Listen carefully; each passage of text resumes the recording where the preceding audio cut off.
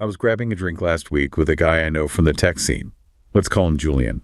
Julian's the walking definition of peak modern life.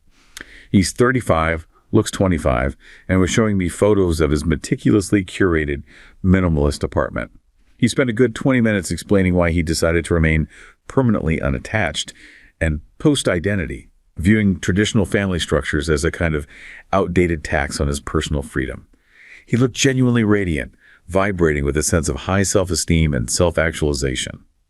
He kept using the word liberated, as if he'd personally cracked the code to human happiness. But as he was talking, I looked past him at the street outside.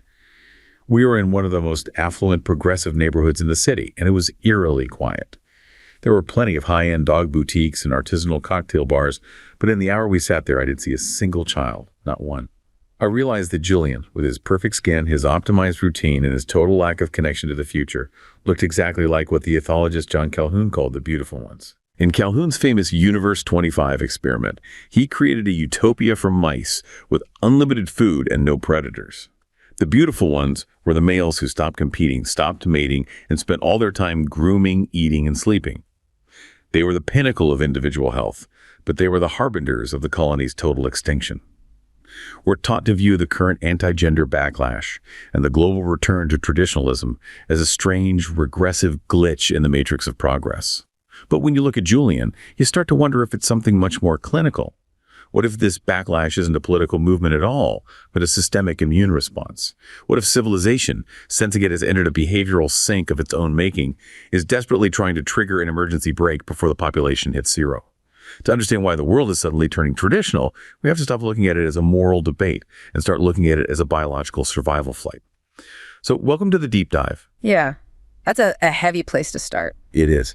And Right. that question, whether we are witnessing a weird political glitch or, a deep-seated biological survival reflex, is exactly what we're here to unpack today. It's a huge question. A haunting thought, isn't it?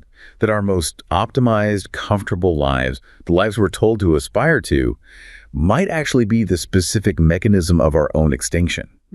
We're going to look at the terrifying parallels between these mouse utopias in our modern cities, and we're going to analyze whether this sudden global shift toward traditionalism and natalism is actually just biology taking the wheel to save the species. And I think it requires us to suspend our usual political lenses for a bit. This isn't just speculation. No, absolutely not. We're working with a really diverse and rigorous stack of sources today. We've got the original papers on the Universe 25 ethological experiments by John Calhoun, which are, foundational. The cortex. But we're also layering in some pretty cutting-edge papers on things like techno-natalism and biopolitics, some studies on the social networks of vampire bats. Which, believe it or not, explain modern data. They really do.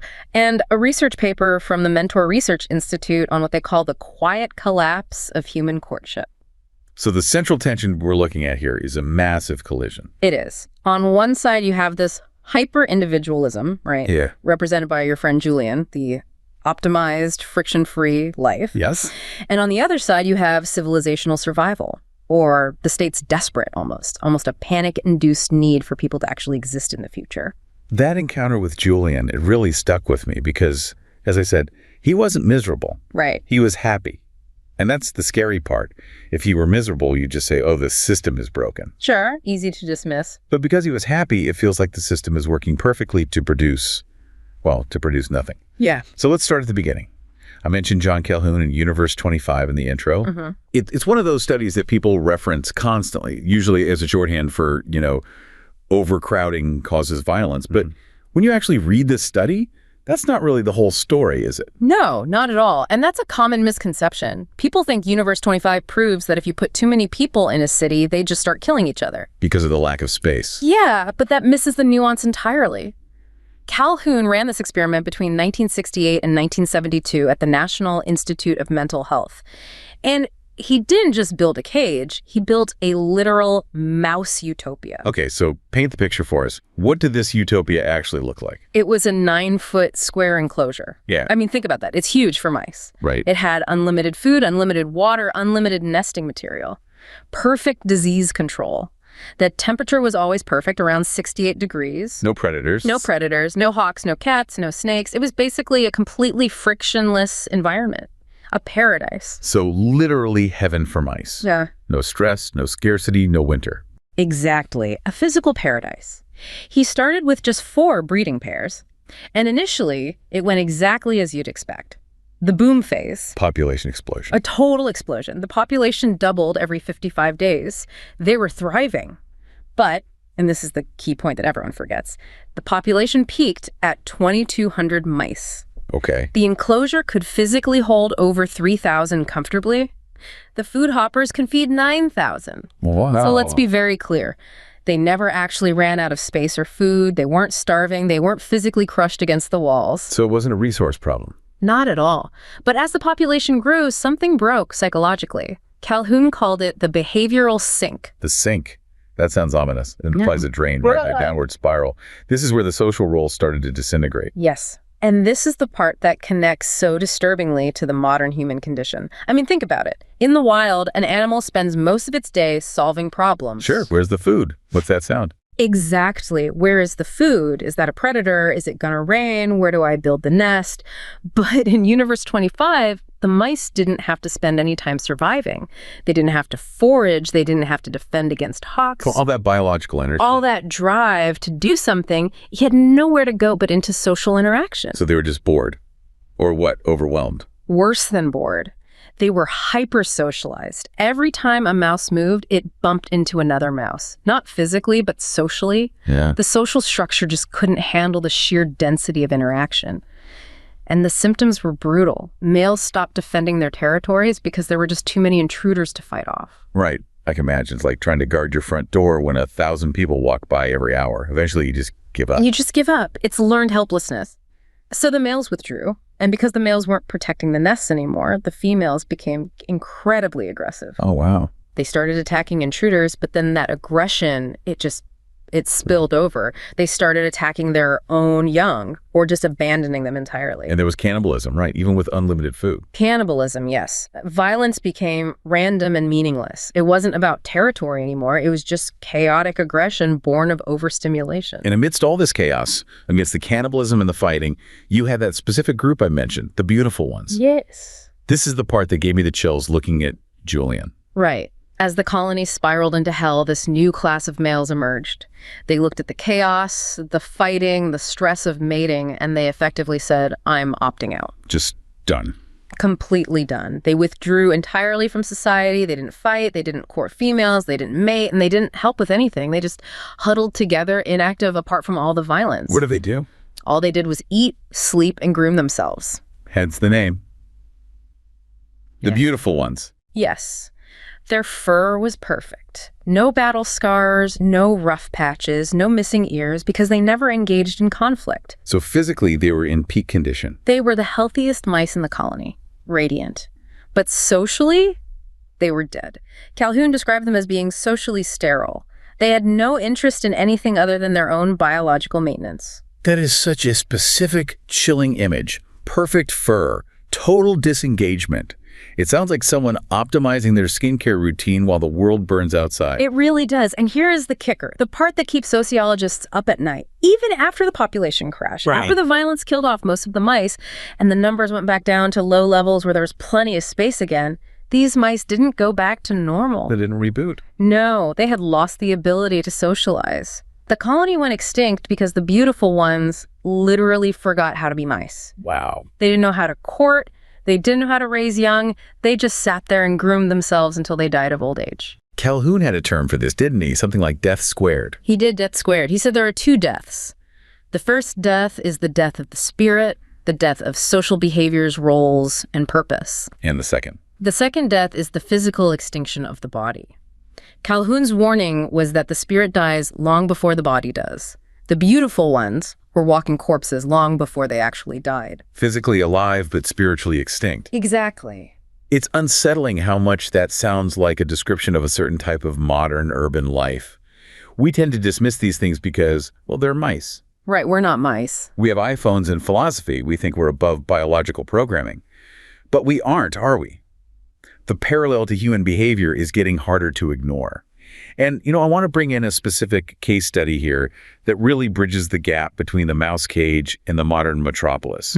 There's a documented account of a high-end architect in Tokyo. Let's call him Kenji. And Kenji is a perfect example of this beautiful one phenomenon in a human context. He lives in Minato Ward in a smart apartment that is essentially a machine for living. This is the correlation between Calhoun's experiment and modern urban social atomization. Exactly. Kenji has everything. He has on-demand delivery for every meal he hasn't cooked in 3 years. Wow. He has high-speed fiber internet, automated climate control, and a career that places him in the top 1% of earners. He is, by all accounts, winning the game of life. Right. Yet Kenji wrote about a profound sense of social sterilization. He explicitly described his life as a human version of Universe 25. He admitted that despite having endless food and safety, he simply stopped breeding and began to live entirely for himself. So he sees the parallel himself. He does. He says he has no desire for a partner or children because the behavioral sink of the city has made the effort of human connection feel like a threat to his curated peace. He calls relationships friction.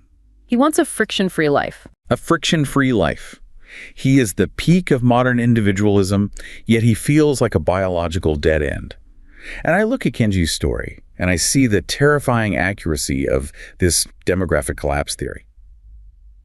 When the environment becomes too perfect, too atomized, the fundamental drive to continue the species it flickers out. It's a quiet collapse. A quiet, clean kind of tragedy.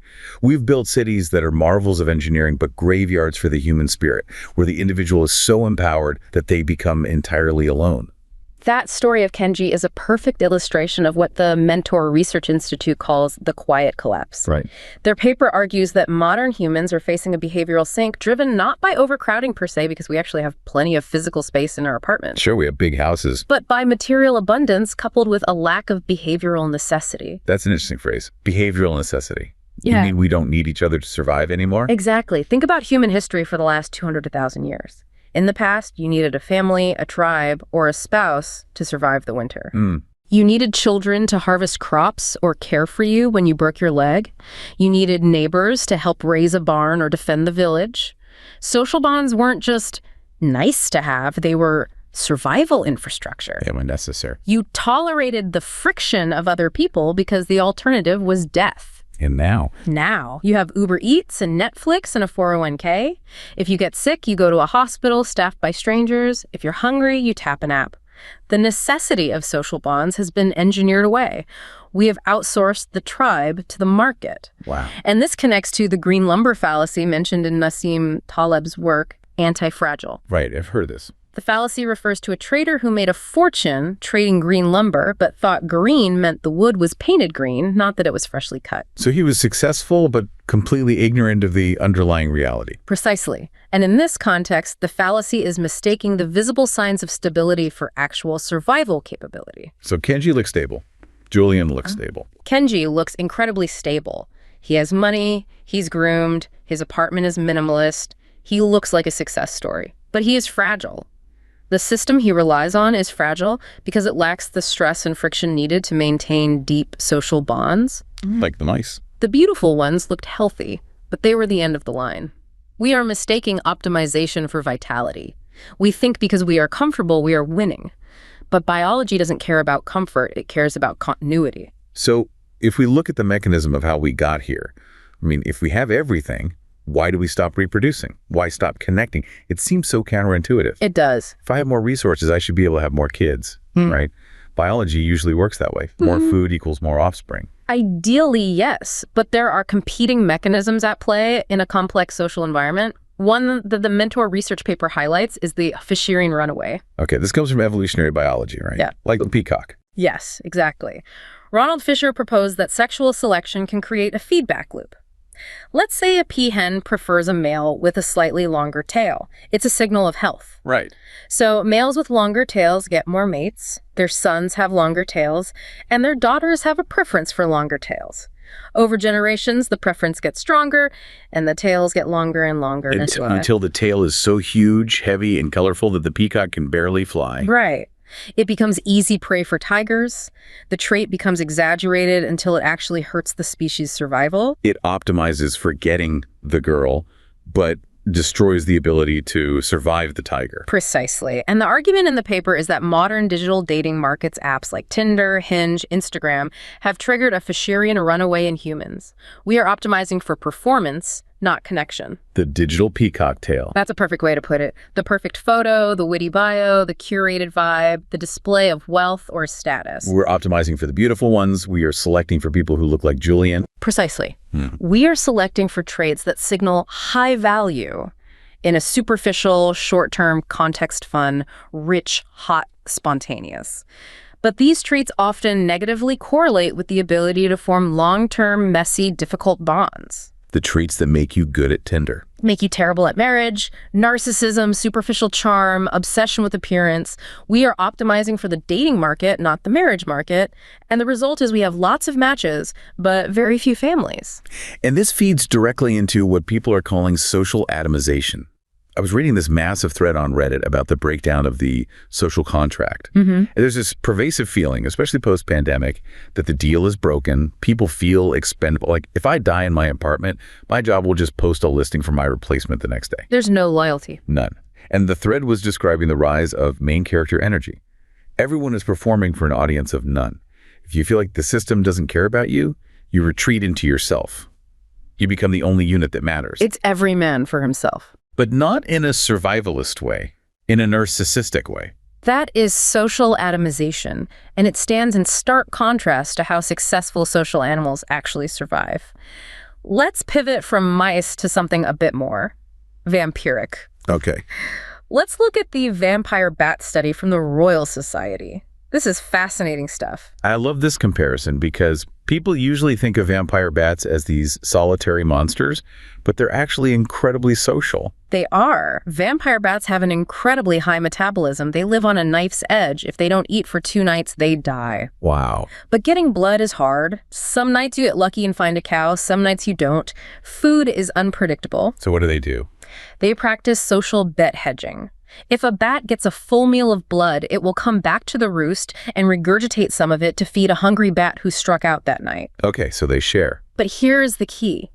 They don't just feed their own kin, they feed non-kin. They feed friends. They're buying insurance. Exactly. They are building a wide network of weak ties. They realize that survival depends on interdependence. If I feed you tonight, you might feed me next week when I'm unlucky. They invest in the social fabric. Because they know they cannot survive as individuals. The problem with the Kenji model, or the Julian model, is that modern humans are abandoning social bet hedging. We are betting everything on the market and the state. We don't need neighbors because we have Amazon. We don't need a spouse to take care of us when we're sick because we have a healthcare plan and a nurse we can hire. But this is the green lumber fallacy again. Right. We have optimized our lives to be friction-free, but that friction was the only thing holding the social web together. When the market wavers or the supply chain breaks or a pandemic hits, the atomized individual is completely alone. We've traded a messy, robust tribe for a clean, fragile apartment. And the result is what demographers are calling demographic winter. We just aren't replacing ourselves. The math is brutal. It is. But this brings us to the pivot. If the beautiful ones lead to extinction, civilization isn't just going to sit back and let that happen, right? No. Nature abhors a vacuum, and civilization abhors extinction. This is where we get into the backlash. This is the critical shift in perspective. We need to stop looking at politics as just left versus right and start looking at the concept of the civilizational immune response. Okay. This comes from the literature on the biopolitics of natalist populism. Biopolitics. Break that down. That means politics applied to biology. Yes. The argument here is that the state views the population essentially as a natural resource like oil, timber, or fresh water. Right. You need people to pay taxes, you need people to work in factories, and crucially, you need people to serve in the military. If birth rates drop below replacement levels, which is 2.1 children per woman, the state faces an existential crisis. Everything falls apart. The pension system collapses because there are no young workers to pay for the old. The economy shrinks.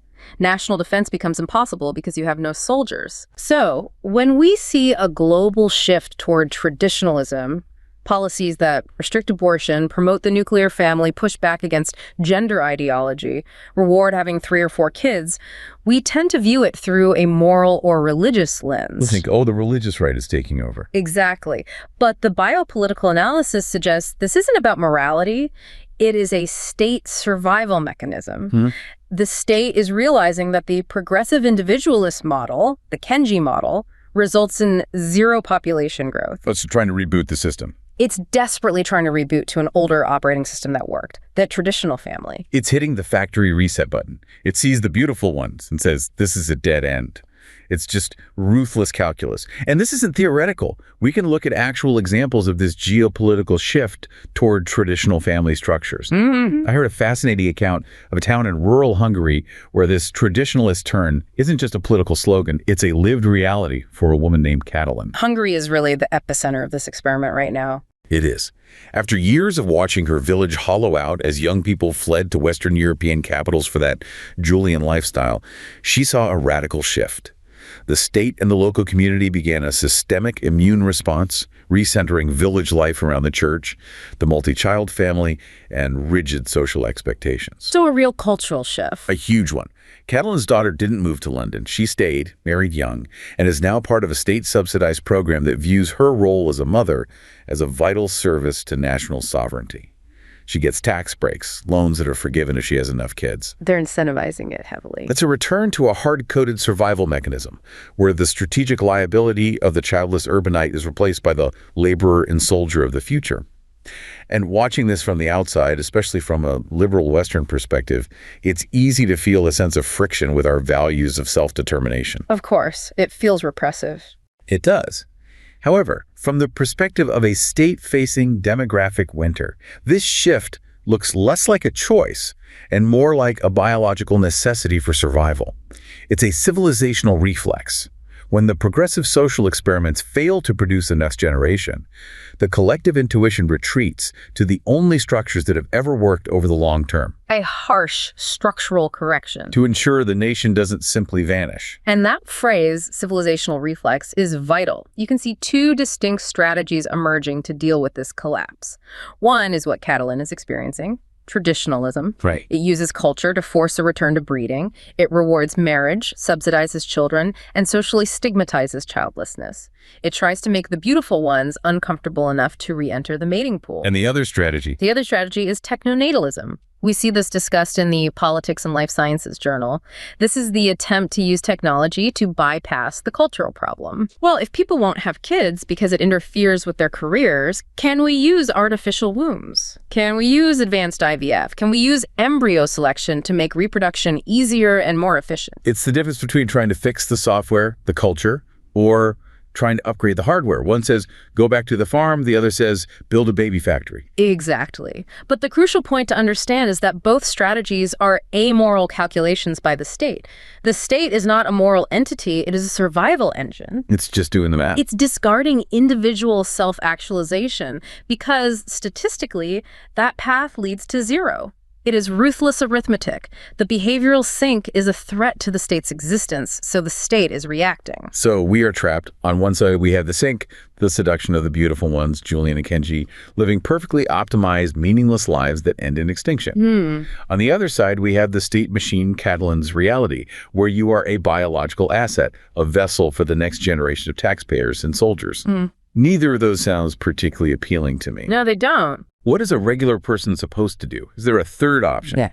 Or do we just have to pick between isolation and, conscription?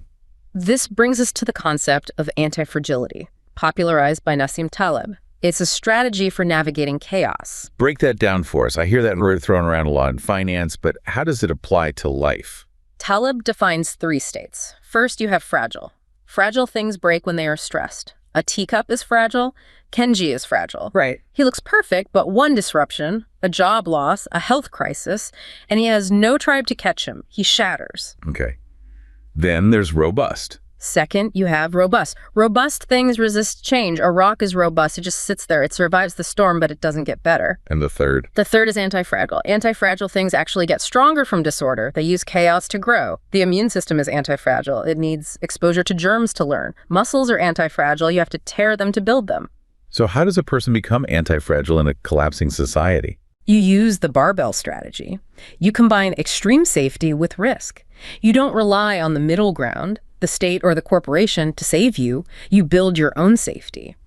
The Mentor research paper calls this rebuilding conceptual space and generative roles. Yes. It basically says we have to choose to struggle. We have to choose to parent, to bond, to deal with the friction of other people because the environment no longer forces us to. We have to manufacture the necessity that modern life removed. Right. The immune response for an individual isn't necessarily trusting the government's program like in Hungary. It's about building a local network. It's about becoming like the vampire bat again. I was reading an interview with a man named David, a former tech executive in the Pacific Northwest, who reached a breaking point with the fragility of modern life. Okay. He felt that the modern social contract work, consume and rely on the state, was decaying. He didn't want to be Kenji, but he didn't want to be Catalan either. So to find what he calls psychological anti-fragility, he leveraged evolutionary psychology to form a micro-tribe. A micro-tribe. Yeah. He and 4 other families bought adjacent plots of land. They tore down the fences. They created a closed-loop support system where they share resources, childcare, and security. Wow. They share tools. They share meals.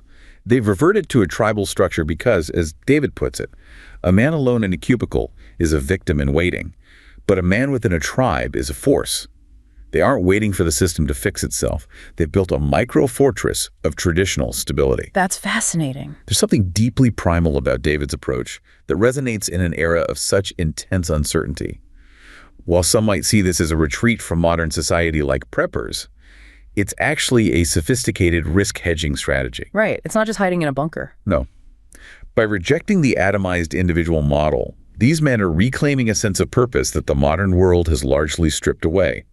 It's a reminder that beneath our digital layers, we are still creatures that thrive best in small, committed groups where everyone's survival depends on the person standing next to them. David is executing the vampire bat strategy perfectly.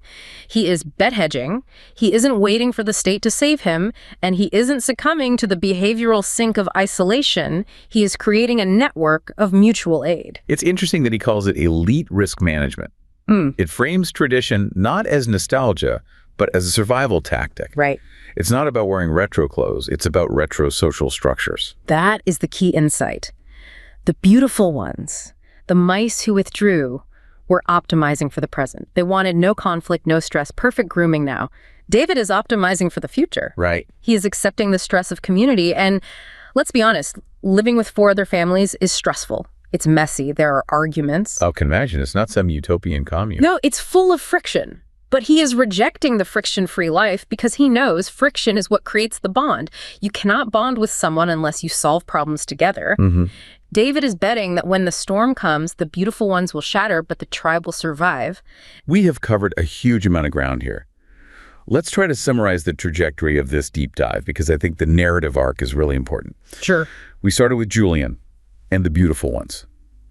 We saw how the seduction of a life with no friction, no kids, no commitments, just self-actualization actually leads to the behavioral sink. It looks like paradise, but it's actually a slow suicide. Exactly. Then we saw the state's immune response. The global shift toward traditionalism isn't an accident. No, it's the state realizing that the beautiful ones are a dead end. It is a biological reflex to ensure that there are still people around in 50 years. It's harsh, it's utilitarian, but it's rational from a survival perspective.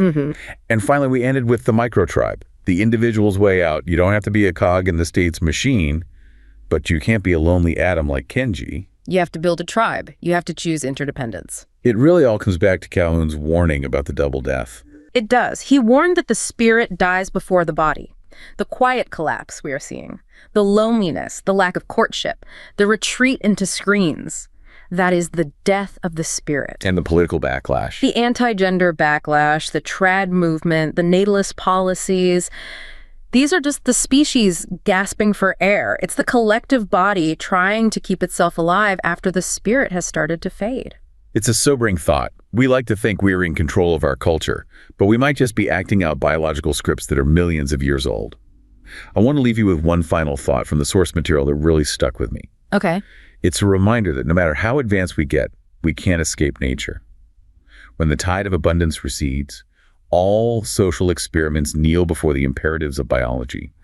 Civilization is not concerned with fairness, only with continuance. We are not following history, we are aligning with evolution.